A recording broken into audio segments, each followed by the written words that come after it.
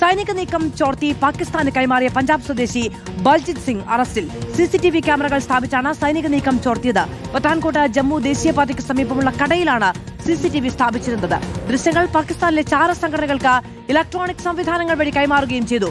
ചാരപ്രവർത്തനത്തിനായി പ്രതിക്ക് 40,000 രൂപ പ്രതിഫലം കിട്ടിയതായും വിവരമുണ്ട്. നോബിൾ മാരിക്കാരൻ വിവരങ്ങളുമായി ചേരുകയാണ്. നോബിൾ, എങ്ങനെയാണ് ഈ ചാരപ്രവർത്തനം മനസ്സിലാക്കിയത്, നടപടിയെടുത്തത്?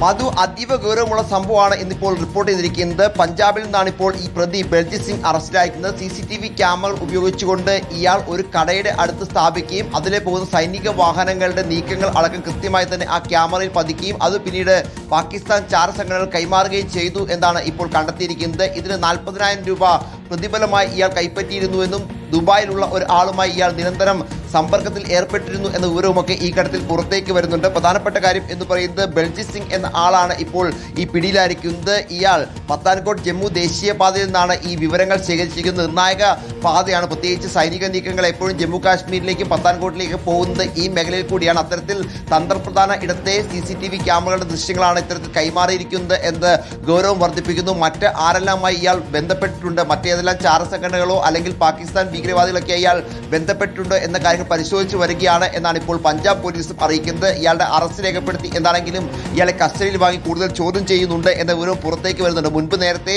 ദില്ലി അടക്കമുള്ള ഇടങ്ങളിൽ, പ്രത്യേകിച്ച് ഈ പറഞ്ഞ സൈനിക കേന്ദ്രങ്ങളുടെ സമീപമൊക്കെ CCTV ക്യാമറകൾ സോളാറുമായി ഘടിപ്പിച്ചുകൊണ്ട് അത്തരത്തിൽ സൈനിക കേന്ദ്രങ്ങളുടെ വിശദാംശങ്ങൾ പാകിസ്ഥാന് കൈമാറിയ സംഘത്തെയൊക്കെ നേരത്തെ പിടിച്ചു. അത്തരത്തിൽ വിവിധങ്ങളായ ടെറർ മൊഡ്യൂളുകളെ പോലീസും ഒപ്പം സുരക്ഷാ സേനയും പിടിച്ച സാഹചര്യം ഉണ്ടായിരുന്നു. അതിൻ്റെയൊക്കെ തുടർച്ചയാണ് ഇപ്പോഴത്തെ ഈ നടപടി എന്നാണ് അറിയുന്നത്.